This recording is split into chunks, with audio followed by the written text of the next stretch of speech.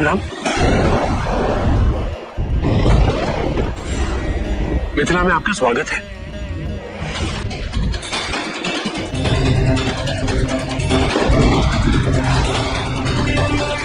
कौन है जिसने मेरे गुरु भगवान शिव के इस धनुष को भंग करने का पाप किया?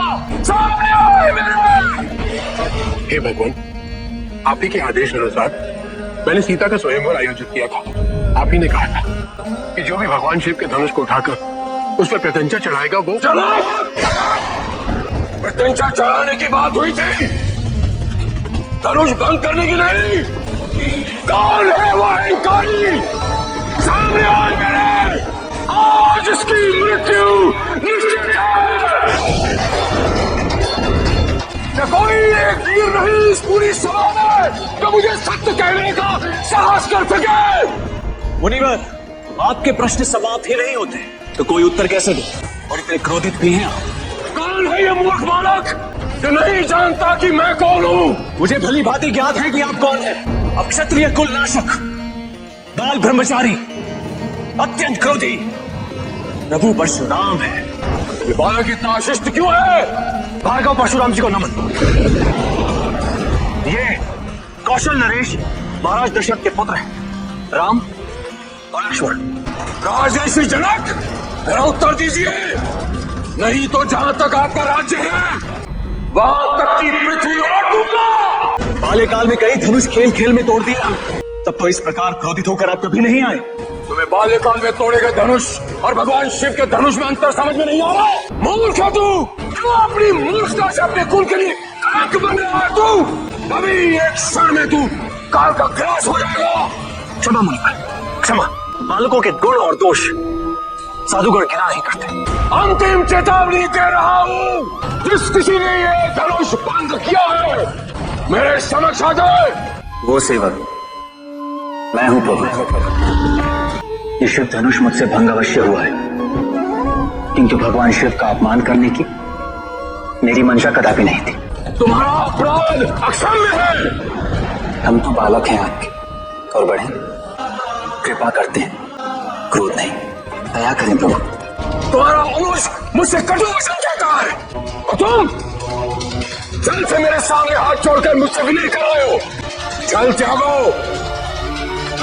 युद्ध करो मुझसे। भगवान और भक्त में युद्ध कैसा? फिर भी यदि मैंने आपकी भावनाओं को ठेस पहुंचाई हो तो अहंकार तो देखो, पाप करते हो और यही कहते हो उठो अपने शस्त्र, युद्ध करो मुझसे। ये मेरा शीश आपके समक्ष झुका है विप्रवर। विप्रवर कहकर संबोधित कर रहे हो तुम, क्योंकि तुम मुझे एक ब्राह्मण समझ रहे हो।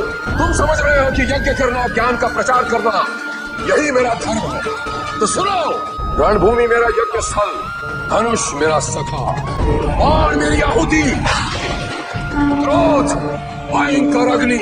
इस प्रकार मंत्रोच्चारण के समय स्वाहा कहकर आहुति दी जाती है, ठीक उसी प्रकार मैंने बड़े बड़े क्षत्रिय राजाओं की बलि दी। एक बार नहीं, 21 बार मैंने इस पृथ्वी को दुष्ट राजाओं के भार से मुक्त किया।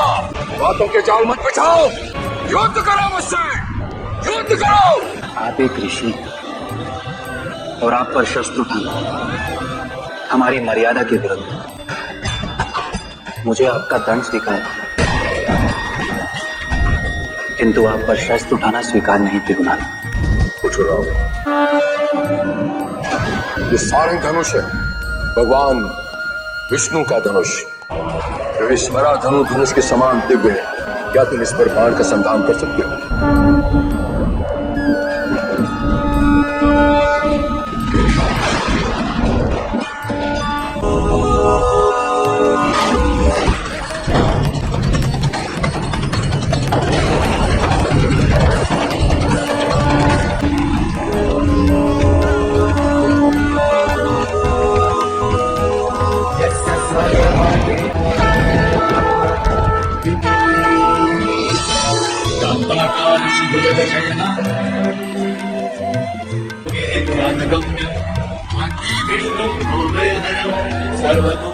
शत्रुओं को संताप देने वाले वीर, मुझे आपकी वास्तविकता का बोध हो गया।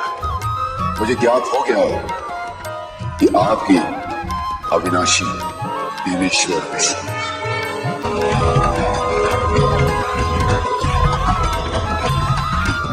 वृद्धा यदि एक बार बाण का संधान कर ले तो उसे चलाना आवश्यक है। आदेश कर। इस बाण को कहाँ चलाना? तुम्हारा और मेरा मिलन अकारण नहीं है राम। इस पृथ्वी पर तुम्हारे आगमन के अनेक उद्देश्यों में से एक उद्देश्य ये भी है राम कि तुम मुझे मेरे क्रोध से मुक्त कराओगे। लेकिन ये बात उत्तर दिशा में स्थित मेरे पुण्य लोकों पर चला।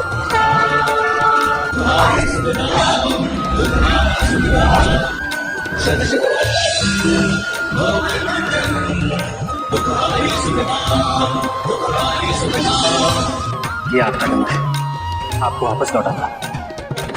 नारायण का धनुष तुम्हारा ही अधर्म के नाश के लिए इसका प्रयोग करना है। तुम अपने उद्देश्य में सरलता से सफल हो जाओ। राम, इस धनुष की असीम शक्ति को समझने और उसका सदुपयोग करने की पात्रता हर मनुष्य में नहीं है और पृथ्वी पर केवल सागर ही इसे धारण कर सकता है।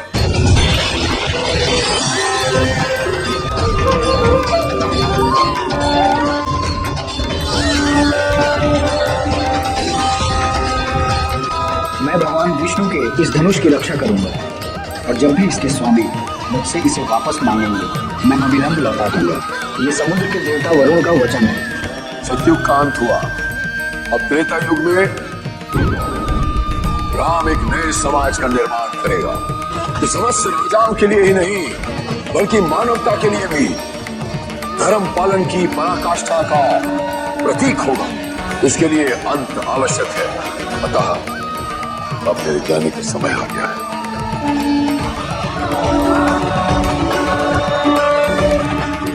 कल्याण।